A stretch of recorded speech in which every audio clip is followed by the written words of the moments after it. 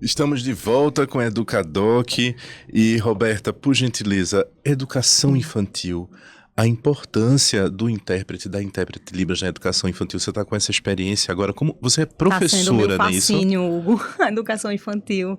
Eu estou encantada. Mas lá você não é intérprete, você é Não, lá professora, eu não é sou isso? professora de Libras. Eu acompanho um aluno surdo, implantado, ele faz fono, ele fala um pouquinho, mas ele está desenvolvendo muito bem na Libras, porque foi a língua apresentada a ele, né? Uhum. Então eu estou conseguindo moldar, né? Ele já sabe sinal de água, já sabe sinal de banheiro, sinal de xixi, as cores ele já sabe, Uhum. né? Tá sendo muito bacana mesmo.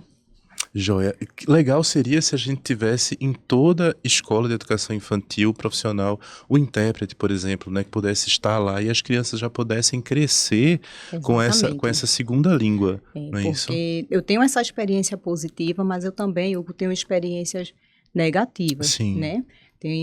Peguei surdo que não sabia a Libras, né? E foi muito Uhum. difícil para estar passando conteúdo.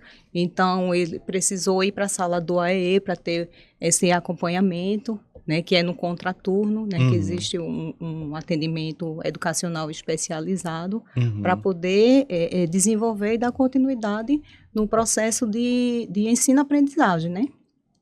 Certo. Agora, aproveitando essa pergunta sobre infância, a gente tem a presença de Túlio, né? Túlio está aqui na mesa, ele é o único que está em pé ali, conversando com a gente. Túlio é professor daqui da ETEPAC, não é isso, Bruna? Sim, Ele faz isso. parte da equipe. Inclusive, a gente estava conversando aqui no intervalo, a gente vai fazer um programa de um programa não, uma semana. São 4 programas, a gente falando sobre a comunidade surda, sobre a experiência de vocês, né? Jéssica vai Sim. voltar aqui para conversar com a gente, mas eu queria aproveitar a presença de Túlio. Túlio, eu agradeço muito você estar aqui com a gente, para a gente conversar com Jéssica. Jéssica contar um pouquinho da experiência dela, certo? Como é que foi essa coisa do estudar, Jéssica? Como é que foi a tua experiência com a escola? Como é que foi, antes de falar sobre a tua inserção no mundo do trabalho, né? Porque você está aí, em breve você vai ser mestra, né? Você vai fazer, tá aí as portas do mestrado. Mas como foi estudar, conhecer Libras? Como é que foi a tua experiência?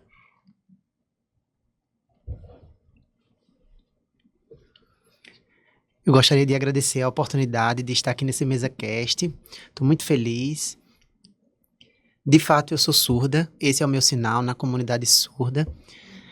Eu sou de Campina Grande. E eu cresci estudando numa escola bilíngue até a minha formação no ensino médio. Então, na minha sala, todos eram surdos como eu e se comunicavam usando a língua de sinais. Então, tudo que me era passado, todas as disciplinas eram passadas em língua de sinais. Então, eu tive essa oportunidade de estudar a L1, a L2 na L1. E aí, aos 8 anos, foi quando eu entrei na escola bilíngue. Antes disso, a minha mãe notou a surdez e ela se preocupou muito em como seria o meu futuro. Por isso que ela procurou uma escola adequada e uma amiga informou para ela sobre essa escola bilíngue. Eu fui inserida nessa escola, eu me senti muito bem, eu aprendi a língua de sinais muito rápido, porque é a minha língua, é a minha L1, então eu me senti muito feliz de aprender a língua de sinais, eu me apropriei muito rápido, as relações em sala de aula também com os professores, eram muitas disciplinas diferentes, por exemplo, matemática, geografia, história, até a língua portuguesa, o inglês. Então, se perguntavam se seria possível aprender. E sim, seria possível me comunicar usando as estratégias corretas, dando as estratégias corretas. Na escola bilíngue, a primeira coisa que eu aprendi, que eu desenvolvi, foi a matemática. Para mim foi o mais fácil, os números. Mas tinha um professor específico que não sabia a língua de sinais. E eu ficava pensando, como é possível que ele não saiba a língua de sinais? Isso é um menosprezo, né, comigo. Então foi importante que ele desenvolvesse a língua de sinais para poder voltar e dar aula. Porque como é que podia um professor, sem saber a língua de sinais, para me ensinar? E aí eu reclamava muito porque o professor não sabia a língua de sinais, eu me sentia muito angustiada. E foi feito reclamações com a gestão também sobre a importância de eu aprender as operações matemáticas, e aí depois foi feita uma substituição. E, claro, com o uso da língua de sinais foi muito melhor. E aí eu fui progredindo, fui avançando, consegui me formar no ensino médio, e eu agradeci muito ao ensino bilíngue, foi muito importante para mim. Justo porque o ensino bilíngue me deu o avanço que eu precisava. Eu não existia experiência com a educação inclusiva. Um dia eu conheceria a educação inclusiva, mas é angustiante, porque são muitas pessoas falando, oralizando ao mesmo tempo. Não tem a língua de sinais, eu não me habituava àquele modelo educacional. A educação bilíngue foi mais forte. É como se fosse feito para mim, porque é parte da comunidade surda. É uma delícia poder me comunicar usando a língua de sinais. Seja para viagens, e eu estava sempre junto com os meus colegas, eu cresci vendo essa forma de comunicação. E eu pensava, no futuro, o que é que eu vou fazer como faculdade, universidade? Eu conversava com os professores, o que é que eu vou fazer no meu futuro, quando eu ingressar na faculdade, se não houver o ensino bilíngue? Eu ficava pensando, eu vou entrar no processo de educação inclusiva, e os professores me incentivavam aí, até que eu fui para o IFPB, lá em Campina Grande. Eu ingressei, mas me deparei com aquela quantidade de pessoas ouvintes, não tinha língua de sinais, eu tinha uma dificuldade de comunicação muito grande, eu estava sempre ali, só eu e o intérprete. Os professores não me conheciam. Às vezes eu percebia que era como se fosse dado toda a responsabilidade ao intérprete. Isso. Eu não estava acostumado com aquele modelo. E aí eu me dirigia aos professores e dizia que eles eram quem precisavam me avaliar. A responsabilidade de avaliação era dos professores comigo. O intérprete era só mediador de informação. E eu sentia muita falta da educação bilíngue, do modelo de educação bilíngue. Eu explicava que a minha língua era a língua de sinais. E que o problema é que faltava essa estratégia. Que os professores pudessem conhecer e normalizar que a educação inclusiva era diferente para mim. Porque como é que eu seria avaliada sem esse tipo de conhecimento? Eu sei que tinha alguns surdos na educação inclusiva, mas a minha experiência era com o ensino bilíngue. Eu cresci com o ensino bilíngue. E eu agradeço muito a esse modelo de ensino, porque foi o que me motivou. Eu senti valorizada. E eu pensava, será que não dá para a gente adotar esse mesmo tipo de modelo, a oralização, que se obrigava o surdo a oralizar? Então eu agradeço porque eu me capacitei dentro da educação bilíngue.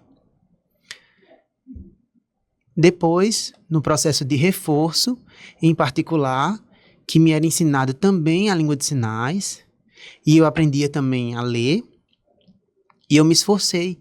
E isso me encorajou também a aprender os 2 idiomas. Se eu não tivesse aprendido a língua de sinais, como é que eu poderia me comunicar? Seria impossível.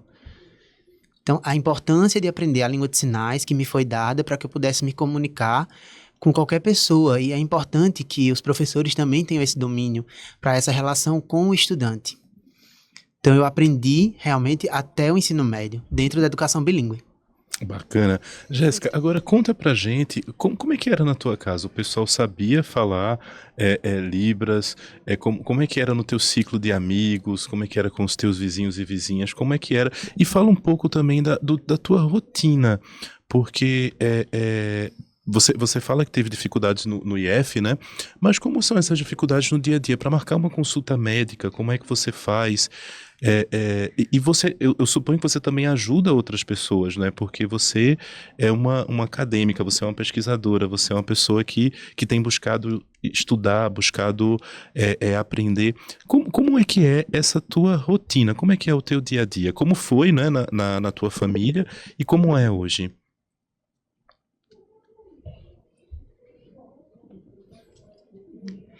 A minha mãe, ela sabe a língua de sinais, porque ela trabalhava dentro da educação bilíngue. Então, ela aprendeu com as professoras e ela era supervisora dos estudantes. Ela supervisionava os estudantes, então ela aprendeu a se comunicar. Então minha mãe sabe a língua de sinais e ela é ótima. No meu processo, no meu desenvolvimento, meu pai sempre se comunicou comigo por meio de mímica e oralização.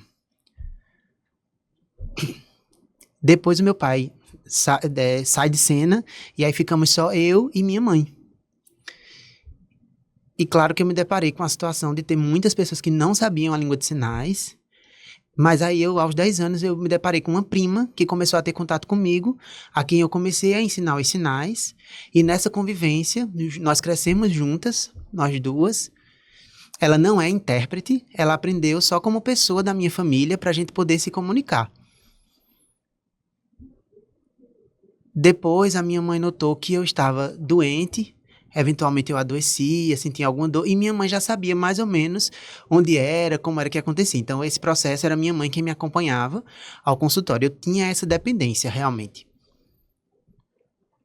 Na medida que eu cresci, aos 16 anos, eu me mudei aqui para Recife, para morar sozinha. E aí foi um desafio, porque agora eu não tinha mais a companhia da minha mãe.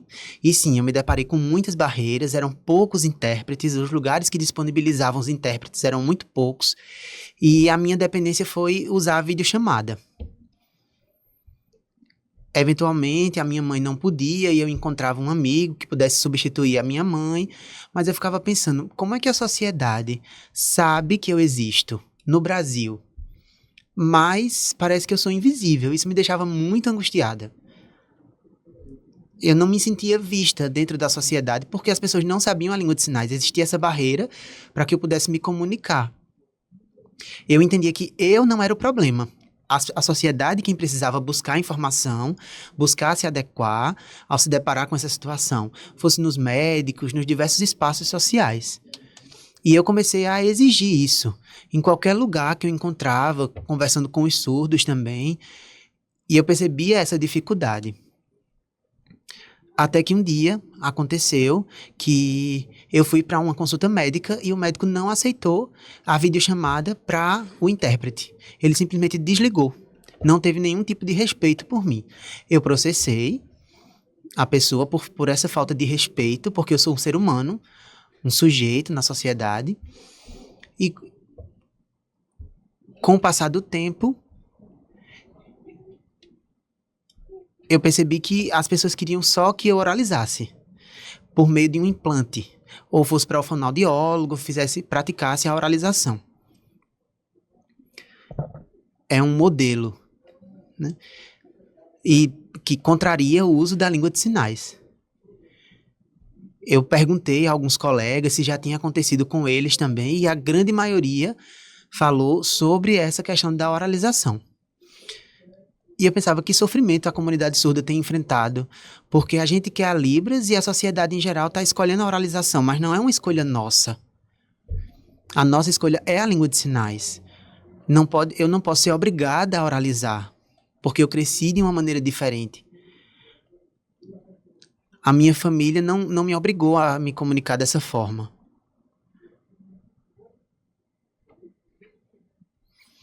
Até que eu fui encontrando os espaços que aceitavam a língua de sinais. Eu tinha uma pessoa que morava vizinho da minha casa que tentava se comunicar de maneira visual. Eu tentava fazer um pouco a leitura labial, mas algumas palavras, como por exemplo bola, brincar, palavras simples, palavras de termos simples. Mas já em outras situações não dava para usar esse método assim básico, porque ali era uma questão de vizinhança, né? Era mais confortável, e tinha o contato diário também, por conta das brincadeiras. E aí veio esse processo quando eu me mudei aqui para Recife. Realmente não foi fácil, foi muito difícil. Agora, Jéssica, fala pra gente um pouco da tua experiência profissional, né? Porque você é professora e tá aí às vésperas do mestrado, né? De ser mestra. Fala um pouco da tua experiência profissional e da tua experiência aqui, né? Junto com a gente na ETEPAC.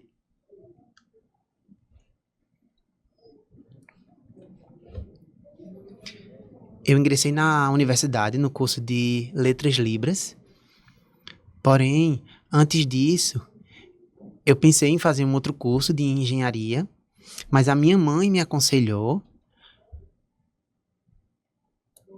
porque eu escolhi esse curso por conta da matemática, porque era algo que eu me identificava, que eu gostava muito. Lembro que eu me saí muito bem no ensino médio em matemática, eu queria fazer o curso de engenharia. Mas aí foi um conselho da minha mãe, que eu pensasse no meu futuro, na minha formação, no ingresso do mercado de trabalho, nas barreiras que eu ia enfrentar. E eu aceitei esse conselho, concordei com ela e mudei de rumo e fui, então, procurar uma outra opção. Minha mãe me deixou livre para que eu pudesse fazer essa mudança para morar aqui em Recife. Eu não imaginava que isso fosse acontecer, porque a gente ia ficar distante uma da outra, mas eu agradeci a minha mãe, que ela teve esse esclarecimento, esse entendimento.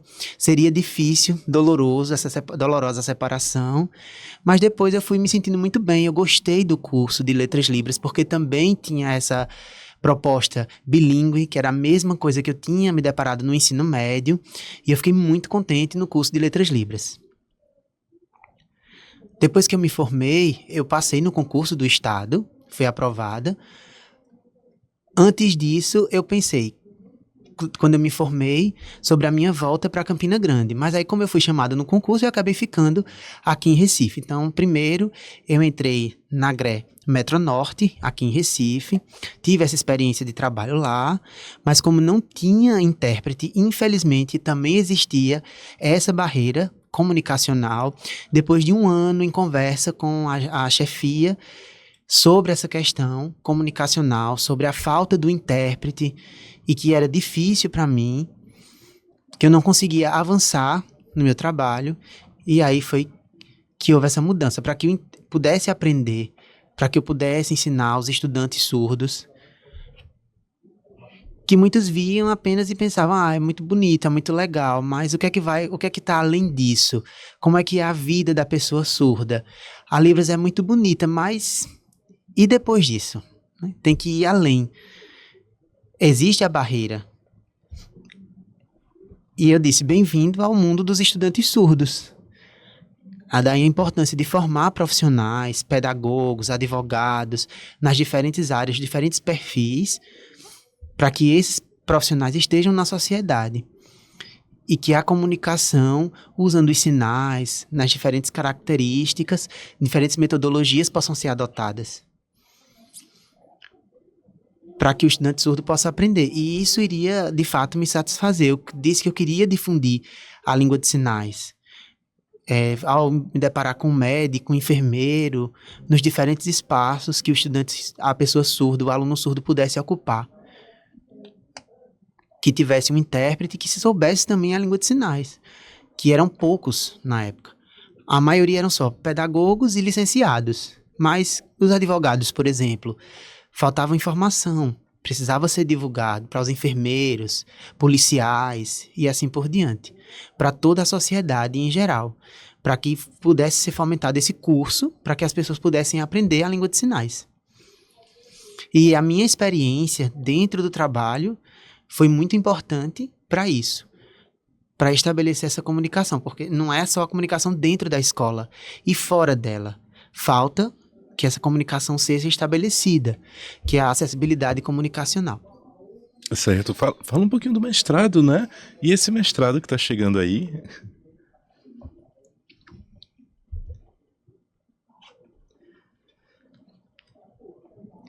Então, eu já estou nas 3 etapas, né? Estou me preparando aí para essas 3 etapas do projeto. Falta a entrevista para que eu possa ser aprovada. Estou torcendo para que eu seja aprovada. E vai ser na minha área de linguística. Bacana. Jéssica, eu tenho uma curiosidade. A gente falou de consulta médica, mas tem algumas consultas que são bem específicas. Por exemplo, um psicólogo, uma psicóloga, como é que faz?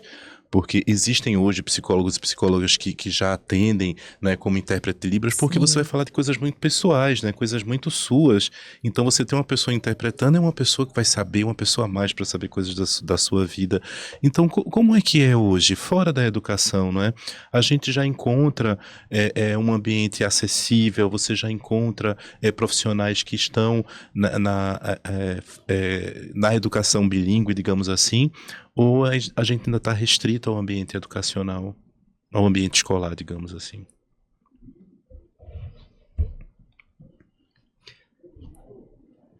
É verdade. A grande maioria dos surdos não se sente confortável em levar um intérprete para um psicólogo, por exemplo, porque é algo muito particular. Então, realmente, a gente não tem essa segurança, essa confiança. Mas também é verdade que alguns médicos, alguns psicólogos, né, psiquiatras também, eles têm começado a se conscientizar sobre a importância de, por iniciativa própria, aprender língua de sinais. Então, um ou outro é que tem conseguido. Realmente, psiquiatra eu ainda não consegui. Eu tenho lutado e ainda tenho que levar o intérprete, né? E é difícil a gente se expressar tendo uma outra pessoa. Eu sei que tem a questão ética também do intérprete, eles são ótimos, mas é uma coisa minha mesmo, de não conseguir me expressar nessas situações. Então, o surdo enfrenta essa barreira realmente de ter um diálogo privado. O ideal é que seja diretamente com o profissional e que a gente tenha essa liberdade de se expressar. A minha experiência com psicólogo é que eu não consigo detalhar muita coisa com a presença de um intérprete, porque é algo muito particular, muito íntimo, então eu não consigo. Realmente é difícil. Eu tenho perguntado, também feito essa consulta com surdos, e praticamente todos têm a mesma opinião de que não tem essa segurança. Então é importante que esses profissionais busquem informação. Jéssica, a gente está muito feliz com a sua participação aqui. Eu vou logo lhe avisando que vão ter outros programas, que você vai participar de outros programas. Você já está sendo convocada para conversar com a gente, porque a gente já combinou, né? Vai ter uma semana a gente conversando só, né? Tá combinado. Eu queria fazer uma pergunta para vocês todas, para Jéssica, Bruna e Roberta, né? Porque a gente já está chegando perto do finalzinho, né? Aí eu queria perguntar para vocês como é que a gente pode contribuir para a propagação e difusão da língua brasileira de sinais.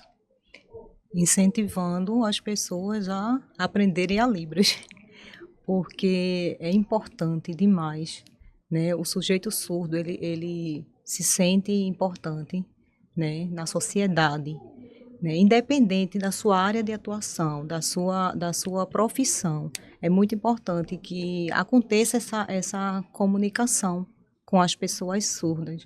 Eles se sentem muito felizes mesmo. Eu vou te contar uma experiência que antes de eu trabalhar de forma integral em escola, eu trabalhava de manhã e à tarde eu tinha um comércio. Meu pai tinha um comércio na cidade. E vez ou outra chegava um surdo lá para comprar algum produto, né? Que a gente vendia materiais para carro. E quando eles chegavam lá, que eles se deparavam comigo, minha gente, era só felicidade, sabe? E assim, eu conseguia ajudar, às vezes não tinha o produto lá na loja, mas aí eu levava para outra loja, né? Eu fazia essa mediação na comunicação. E, de repente, foi aparecendo um outro, porque a comunidade em si começou a espalhar que aquela loja era acessível, que tinha uma pessoa que era intérprete, que conseguia, né, se comunicar. E isso, para mim, foi muito gratificante, sabe? Eu estava até conversando com Jéssica no sábado e eu fiquei muito feliz que eu soube que tem um médico no Hospital da Restauração, plantonista, que ele sabe Libras avançado.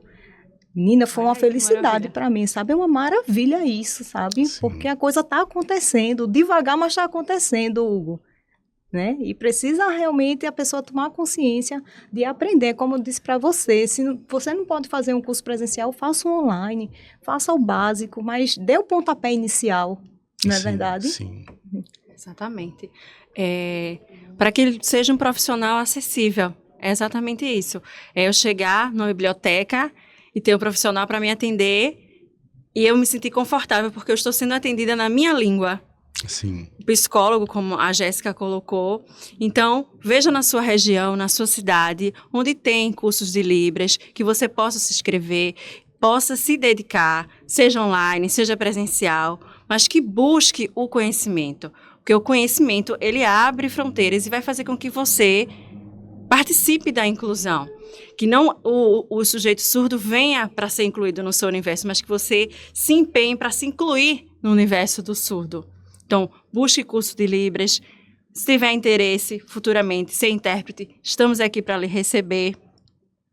E que você possa fazer parte da inclusão junto com a gente. Bacana. Jéssica, de que forma a gente pode contribuir para a propagação e difusão da língua brasileira de sinais? O mais importante é que a gente tem no Brasil mais de 10 milhões de pessoas surdas. Então, a gente vê os surdos na sociedade, eles estão em todo lugar, no ônibus, como Bruna falou, que teve essa dificuldade de comunicação, como o Roberto explicou na sala de aula, o que falta é informação. Então, se você tem interesse, procure cursos, procure ter contato, famílias que moram próximo a você, que você tenha contato com essas pessoas e procure também esses cursos para se apropriar, seja no YouTube, por meio de apostilas, que você possa procurar para que a gente possa aumentar essa quantidade de pessoas que sabem a Libras, para diminuir essas barreiras, porque essas vidas, elas importam. Então é importante que a gente possa preservar isso. Meninas, muito obrigado pela presença de vocês, Eu que Jéssica, agradeço, Roberta, Hugo. Bruna. Foi Feliz de estar maravilhoso o papo. Esse programa essa foi abertura, lindo. né, falando de inclusão, falando da importância do intérprete de Libras e a presença de Jéssica também, né? Fizemos a inclusão aqui, viu? Eu agradeço muito vocês Que estarem possamos aqui. ter mais oportunidades de falar sobre isso, pensar sobre isso, refletir sobre isso, junto com quem está em casa, com quem está aqui, e trazer mais visibilidade para a comunidade surda, desmistificando os estereótipos que existem. A gente tem um exemplo aí de Jéssica, futura mestranda, que a sociedade pode até ter pensado, um surdo mestre? Sim, um surdo mestre. O surdo, ele é capaz, ele pode tudo o que ele quiser. Sim, sim. Meninas, mais uma vez, obrigado pela participação de vocês. A gente volta com a Educadoc aí para a gente falar sobre inclusão, falar sobre educação. Um abraço para quem está em casa e até breve.